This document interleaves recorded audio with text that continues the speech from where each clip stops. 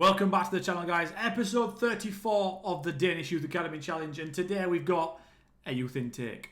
Let's do this. Yes, it's youth intake time today, but first of all, we're going to talk about the league table. We are second to FC Copenhagen.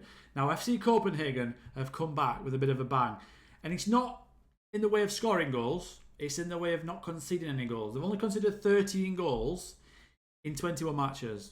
They're winning a lot of games 1-0 and 2-1. A lot of late goals. Yeah, we've got a better goal difference. We've scored a lot more goals than them and more than anyone else in the league. But we are 4 points behind them. We've got one game left. That's against Brøndby in fourth. And then we play in the split, top six. Again, I do want to apologise, guys, for the lack of videos. But I am currently, like I said, busy with things, real life. It will get back to normal very, very, very soon.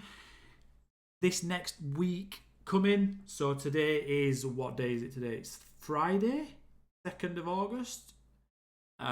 Yeah, so following Monday, in 4 days' time, the videos will be every single 2 days. I will definitely get 3 days at a tops. They'll not be 5 anymore because the last couple of videos have been 5 days between. I don't like doing that. I'm not a big fan. I like getting videos every 2 or 3 days. So yeah, that will be back.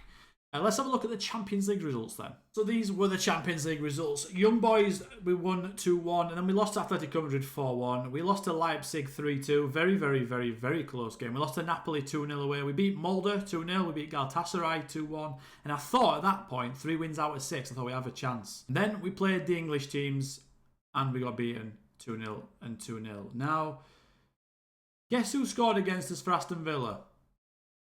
Dalglass. That's who did it. He scored in the 3rd minute, and I was like, all right, okay. As you can see, they definitely deserve to win. The Man United game as well, they deserve to win. It wasn't as bad of a performance, but yeah, we struggled at Old Trafford. We beat the teams that we were not expected to beat, but the teams closer to us, like Galatasaray, Molde, and Young Boys. We beat those 3. We are doing all right against the teams sort of at our level, the smaller teams in Europe, but the big guys, we struggle a little bit. The game against Leipzig, it was only 3-2 really because we're away at home, sorry. We went 1-0 up. In fact, we went 2-0 up and then we lost the 90th minute to Van Duyven, who I didn't even realise was that good on FM, but he scored 3 goals. And yeah, bit of a problem. But we went out. I think we finished in 25th, one place below where you have to finish. And we was the same points, 9 points. And Feyenoord, who finished in the bottom spot, 24th, they had 2 better goal difference than us. So if we'd have just lost those 2 games 1-0 rather than 2-0, we'd have been in the next round. But it doesn't matter because we'd have probably gone out in that round anyway. But today we're here for the youth intake. So let's get into it. You guys didn't see the preview, so I'm going to put the preview on the screen now. We've got centre-backs and wing-backs, which I'm very, very excited about. The strikers is a little bit meh. I might have to retrain someone, or maybe it's just a backup striker to Rasmussen. But wing-backs and centre-backs are very, very, very exciting. That is what we need. So without further ado then, let's have a look at the latest youth intake. Now, in the next couple of seasons, I'm probably going to have to change my head of youth because I do think the intakes aren't going to be as good from now on. Now, that's obviously the players we've got are better now, so it's going to be struggle, and the good players are now going to be a lot rarer than they were. But I do think we have to upgrade at some point. So let's have a look then. 1, 2, 3. What we got? We got a goalkeeper. Oh, we got a 3-star current ability now again. You guys can see that. But if we go to this one here and then sort by potential, we have got some decent personalities. Driven, fairly professional, fairly ambitious, fairly determined. There's 5 players there I'm looking to sign up. I won't be signing up this guy or this guy. Don't think I'll be signing up Mads Rask either. Although he doesn't look too bad actually. Jacob Chiara definitely won't be up. Got a lot of right wingers in the youth team, so I don't know. I might sign Rask up as like an outside shot. We might sign him up. Let's just do it really quick. He's loaned out. I might do that, but I don't want to promise it because promises are a nightmare on FM. So if we just do that and that, that's 400 quid. Go on then, I'll do it. We've got a lot of money now. I think we've got 40 million in the club. Okay, so first then we'll have a look at Nikolai Jensen because he's only 1-star current ability, and let's be honest, he won't look as amazing as the other guys. So let's have a look at Nikolai. That is a good player because player that looked like this before would have been 2.5-star current ability. But the fact that a player looking like this is now only a 1-star is very, very good. So he's a striker / centre midfielder. I'm pretty certain he's not a striker, just because of his finishing is 8, his dribbling's 9, his anticipation's 8, off the ball is 7, and his marking is 13. So I do think he's a centre midfielder. Now, vision at work rate 5 isn't good, is it? That is a problem. So I'm not entirely sure. Centre midfield attack, maybe. I think that's probably the right thing to do. And we're working his attacking movement to get his off the ball up and his anticipation. So definitely think we signed Jensen up for that. Not consistent either. He only wants 200. Well, he wanted 190, but I'm going to try and get him to accept. There we go. That's good.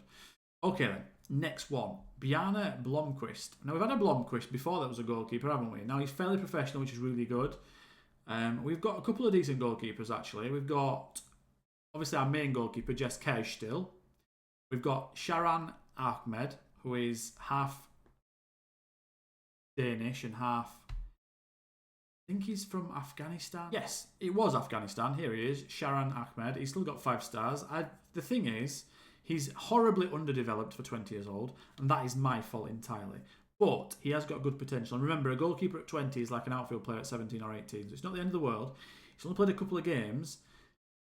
I am going to have to start playing him a couple of times or loan him out. A full season in the second division might be really, really good for Ahmed.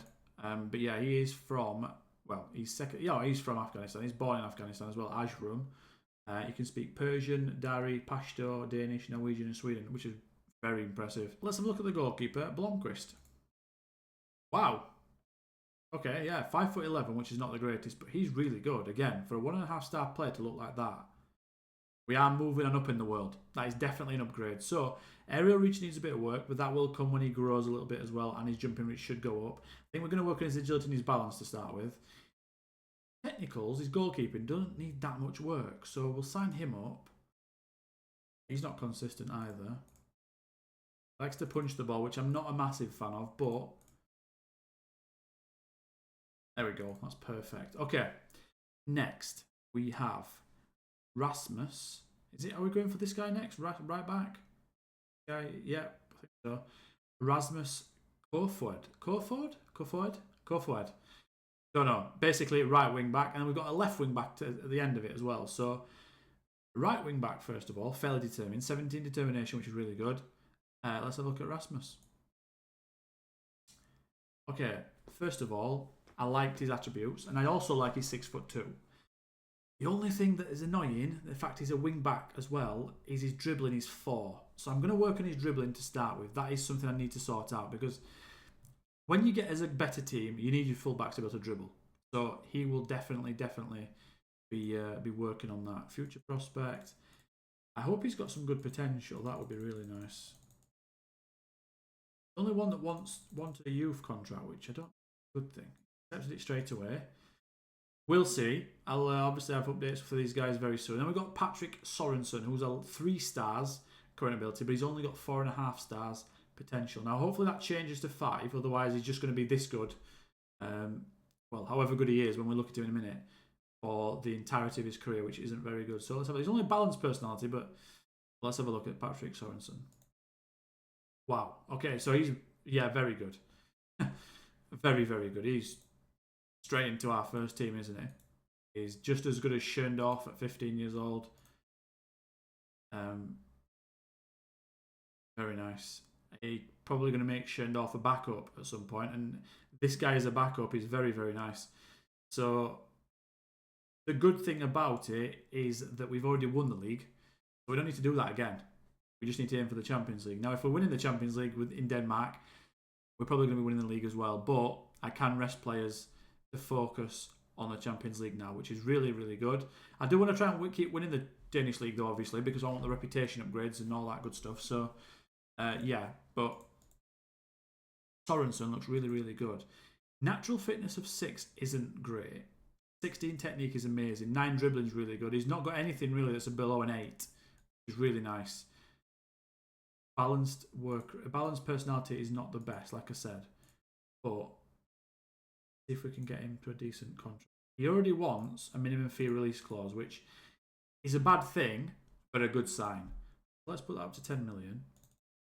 Let's try and give him... Don't mind. We've got the money now for it. Fine. So 3 years, 10 million release clause. I will try and get rid of that. But he can't play anyway yet, can he? Until he's 16. So when is he 16? The end of the season. So next season, you can start playing. That's really good. I almost forgot, guys. We didn't look at Patrick Argeland, the centre-back. So this guy was initially rated as an A in the preview. So yeah, I nearly ended the video then without doing it. So I've just stuck it in at the end. So Patrick Argeland, I should have looked at him first or second, but I looked at him at the end after Sorensen. So it is what it is. But yeah, 18 determination, driven personality, really good. I just had a thought then. I was like, I can't see. There's a bid there, bid there, bid there, and there's no bid there. Oh my god. So let's have a look at Argeland, centre back. I do need a centre back.